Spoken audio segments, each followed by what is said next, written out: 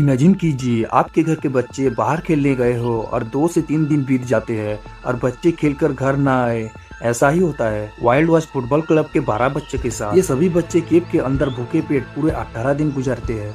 दिन था 23 जून 2018। Wild watch football club के सभी बच्चे फुटबॉल खेल रहे थे। ये बच्चों की एक फुटबॉल टीम ने डिसाइड किया कि वो अपने फ्रेंड का बर्थडे एक अलग अंदाज में सेलिब्रेट करेंगे और डिसाइड करते हैं कि सभी थांग लुआंग केव में एडवेंचर करने जाएंगे और वही उसका बर्थडे सेलिब्रेट करेंगे। ये केव थाईलैंड के पोम्पा विलेज में लोकेटेड है, जो कि 10 किलोमीटर से भी ज्यादा तक फैली हुई है और 85 मीटर तक गहरी है, जो कि बड़े बड़े लाइमस्टोन के पहाड़ों के अंदर है। इसके अंदर जाना काफी एडवेंचर भरा हो सकता है, लेकिन उतना ही खतरनाक भी। बच्चे ये डिसाइड करते हैं कि इस प्लान के बारे में कोई अपने घर पे किसी को नहीं बताएगा और यही इनकी सबसे बड़ी गलती थी, क्योंकि इन बच्चों के साथ जो होने वाला था वो उन्होंने कभी सोचा भी नहीं होगा। ये टोटल 12 बच्चे थे जिनकी उम्र 11 से 16 साल के बीच में थी, जिन्होंने बर्थडे सेलिब्रेट का भयानक प्लान डिसाइड किया था और इस प्लान में अपने 25 साल का कोच को भी शामिल कर लिया था। फिर वो सब अपनी अपनी बाईसाइकिल पे बैठकर थांग लुआंग केव पर पहुंच गए और अपनी अपनी साइकिल और बैग्स को केव के बाहर रखकर केव को एक्सप्लोर करने के लिए चलते हैं। ये सोचकर कि थोड़ी ही देर की तो बात है, कोच के लिए ये कोई नई बात नहीं थी, क्योंकि वो इस केव में कई बार 8 किलोमीटर से भी ज्यादा अंदर जाकर केव की एक वॉल पर अपने नए फुटबॉल प्लेयर का नाम लिखते थे। तो उन्होंने ये सोचा कि वहां जाकर ही इसका बर्थडे सेलिब्रेट किया जाए। उनके पास सिर्फ टॉर्च लाइट थी और कुछ नहीं, क्योंकि इन्होंने सोचा कि बस 1 घंटे की तो बात है, सेलिब्रेट करके बाहर आ जाएंगे। लेकिन बाहर मौसम खराब होने लगा और बारिश आना शुरू हो गई थी। उन बच्चों को इस बात का जरा सा भी अंदाजा नहीं था, क्योंकि वो रात को केव के बहुत अंदर चले गए थे, जिससे बाहर क्या हो रहा है उनको कोई खबर नहीं थी। काफी समय बीत गया था और बच्चों के पेरेंट्स भी अब चिंता में थे कि आखिरकार इतना लेट हो गया और बच्चे अभी तक फुटबॉल खेलकर घर नहीं लौटे। बच्चे केव के अंदर थे तो उनके फोन में सिग्नल भी नहीं आ पा रहा था, जिसके चलते पेरेंट्स उनसे कम्युनिकेट भी नहीं कर पा रहे थे और उनको कोई अंदाजा भी नहीं था कि उनके बच्चे कहाँ पर है। लेकिन जब उन्होंने फुटबॉल क्लब में पहुंचा तो उन सबको ये पता चला कि उनके बच्चे थांग लुआंग केव में एडवेंचर करने के लिए गए हैं, जिसे सुनकर वो सब बहुत घबरा गए। जब सारे पेरेंट्स केव पर पहुंचा तो उन्होंने पाया कि बच्चों के बैग्स और साइकिल केव के बाहर पड़ी थी, जिसका सीधा सा मतलब था कि बच्चे अभी भी केव के अंदर है।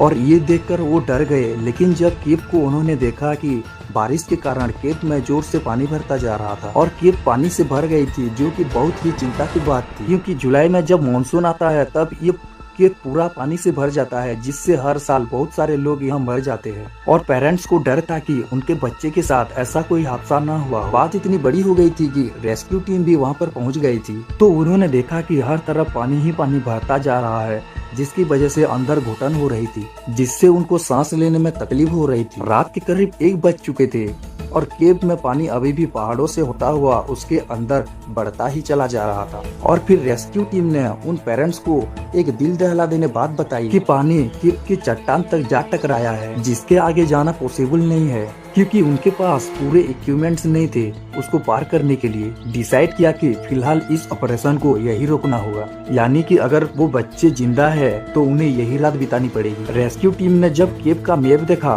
तो उन्हें पता चला कि केव का कुछ पॉइंट ऐसे है जो कि बहुत ही ज्यादा डीप है, जहां पानी भरा होगा, लेकिन कुछ पॉइंट काफी ऊंचे है।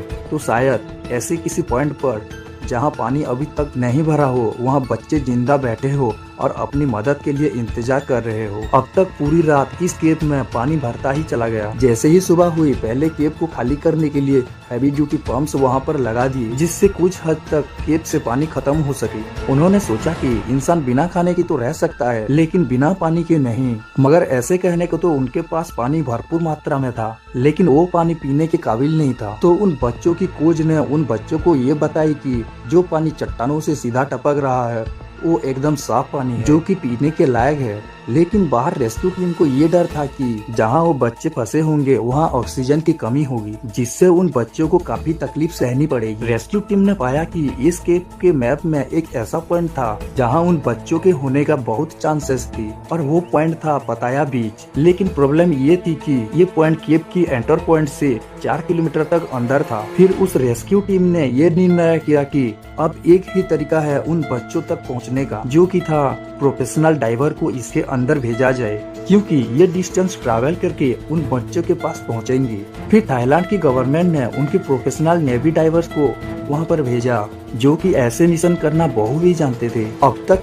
इन बच्चों को उस केव में फंसे हुए पूरे 24 घंटे बीत चुके थे, और जैसे जैसे समय बीतता जा रहा था वैसे वैसे उन बच्चों को जिंदा रहने का चांसेस भी कम हो रहे थे। इसलिए डाइवर्स ने स्विमिंग करना शुरू कर दिया, लेकिन काफी डिफिकल्ट था। जैसे जैसे वो डाइवर अंदर जा रहे थे वैसे वैसे वो पानी गंदा होता जा रहा था। ये डाइवर अपने साथ एक रस्सी को भी छोड़ते जा रहे थे, जिससे वापस आने में आसानी हो। उनके लिए अंदर जाना बहुत ही मुश्किल था, लेकिन बाहर वो रस्सी के सहारे आसानी से आ पा रहे थे। करीब 2 दिन बाद वो एक ऐसे पॉइंट पर पहुंचे थे जहां पानी नहीं था। अच्छी बात ये थी कि किसी भी बच्चे की डेड बॉडी यहाँ नहीं मिली, लेकिन इसका मतलब यही था कि बच्चे अभी भी बहुत दूर है। हालांकि ये डाइवर्स थे तो बहुत एक्सपर्ट, लेकिन इनको केव रेस्क्यू का जरा सा भी एक्सपीरियंस नहीं था, जिस वजह से इनको हर एक कदम उठाने में काफी समय लग रहा था। उन बच्चों को फंसे हुए 4 दिन बीत गए थे और बाहर रेस्क्यू टीम ने कैंप लगा लिया था, और वहाँ पर इंटरनेशनल मीडिया भी पहुँच गई थी, जो कि हर पल पल की खबर लाइव बता रही थी,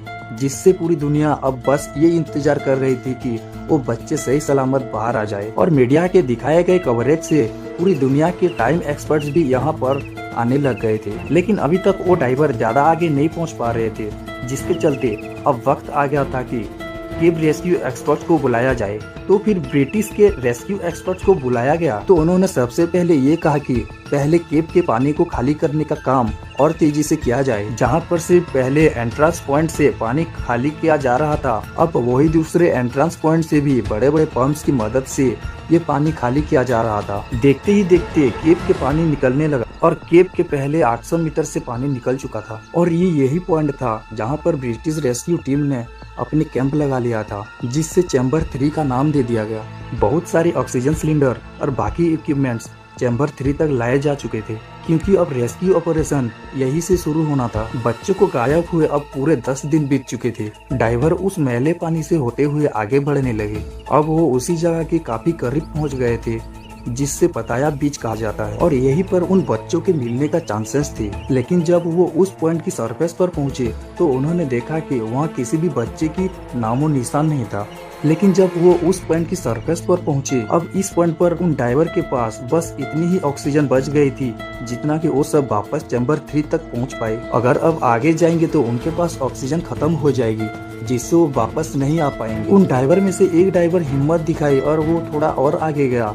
1000 फीट आगे जाने पर उसको एक ऐसा पॉइंट मिला जहाँ पर पानी नहीं था, और थोड़ा आगे जाने के बाद उसने देखा कि सारे बच्चे पिछले 10 दिनों से इस पॉइंट पर बैठे हुए हैं। और जब उन बच्चों ने इस डाइवर को देखा तो उनकी खुशी का ठिकाना नहीं था। लेकिन सबसे चुनौती भरा काम ये था कि 13 बच्चे को वापस कैसे ले जाया जाए, क्योंकि इतने एक्सपर्ट्स डाइवर को भी 10 दिनों का समय लग गया इस पॉइंट पर पहुंचने में।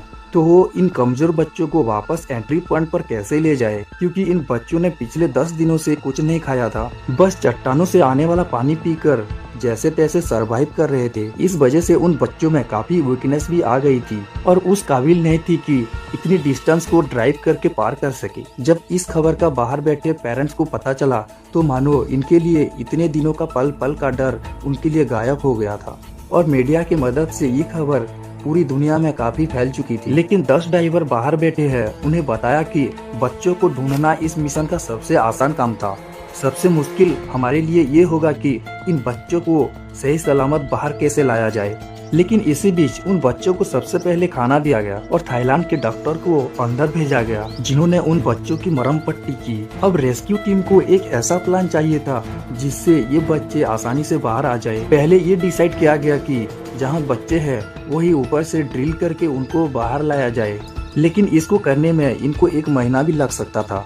फिर उन्होंने सोचा क्यों न मानसून खत्म होने तक का इंतजार किया जाए, जिसको खत्म होने में अभी 2 महीने का समय था, जिससे पानी कम हो जाएगा। लेकिन मानो प्रॉब्लम तो उनकी सर पर चढ़ गई थी, क्योंकि उनको जब वेदर रिपोर्टर से ये पता चला कि अगले हफ्ते नॉर्थर्न थाईलैंड में एक भयानक तूफान आने वाला है, इसका पता जब रेस्क्यू टीम को पड़ा तो मानो उनके होश उड़ गए थे, क्योंकि ये पहले से ही इतना पानी से भरा हुआ था और अगर और बारिश हुई तो ये पूरा पानी से भर जाएगी, जिसके बाद इन बच्चों को बचाना नामुमकिन हो जाएगा। इसलिए उनको ये प्लान भी बदलना पड़ा। कोई ऐसा प्लान तुरंत सोचना था कि उस तूफान के आने से पहले इन बच्चों को बचा सके। और एक प्लान यही था कि पानी के जरिए इन बच्चों को बाहर लाया जाए। लेकिन अगर इन बच्चों को डाइव करवाया गया तो शायद वो इतनी दूरी तय करते करते डर जाए तो दिक्कत आ जाएगी। इसके लिए एक ऐसा प्लान बाद में सोचा गया जिस पर सभी रेस्क्यू टीम ने एग्री किया। वैसे ये प्लान था तो रिस्की, लेकिन तूफान से पहले इन बच्चों को बचाने का यही एकमात्र तरीका था। तो 10 जुलाई सुबह सुबह डॉक्टर रिचर्ड हैरिस, जो कि एक डाइवर भी थी, वो बच्चे के पास पहुंची और एक एक करके हर एक बच्चे को एनेस्थीसिया दिया गया। वैसे ये एनेस्थीसिया सर्जरी के दौरान दिया जाता है जिससे पेशेंट को नींद आ जाए, लेकिन उनको बस उस अमाउंट का एनेस्थीसिया उन बच्चों को देना था जिससे उन बच्चों को नींद भी ना आए, लेकिन उनका दिमाग किसी भी खतरनाक या खौफ पर रिएक्ट ना करे। उन बच्चों को एक फुल स्टेज मास्क पहनाया गया जिसमें से पानी तो अंदर नहीं जा सकता था, लेकिन एक पाइप के जरिए उनके पास पर्याप्त ऑक्सीजन जा पा रही थी। अब इसके बाद एक रेस्क्यू ड्राइवर एक बच्चे को लेकर निकला और ये सफर आसान भी नहीं था क्योंकि बीच में कोई जगह सिर्फ 2 फीट चौड़ी थी। पानी के अंदर ज्यादा कुछ नजर नहीं आ रहा था और बच्चों को एनेस्थीसिया दिया हुआ था जिससे वो आधी नींद में थी और इन जगह में रिएक्ट नहीं कर रहे थे। फिर आखिरकार 8 जुलाई को 4 डाइवर 4 बच्चों को केव के बाहर निकालने में सफल होते हैं, लेकिन अब भी 8 बच्चे केव में फंसे हुए थे। फिर ऑक्सीजन सिलेंडर खत्म होने के कारण उन्हें 10 घंटे तक रिफिल करा गया और फाइनली 9 जुलाई को 4 बच्चों को बाहर निकाला गया और फिर 10 जुलाई को पूरे 18 दिन बाद बाकी 4 बच्चे और कोच को भी निकाला गया। इस प्रकार ये डिफिकल्ट मिशन कंप्लीट हुआ था और बच्चों को बचाया गया था।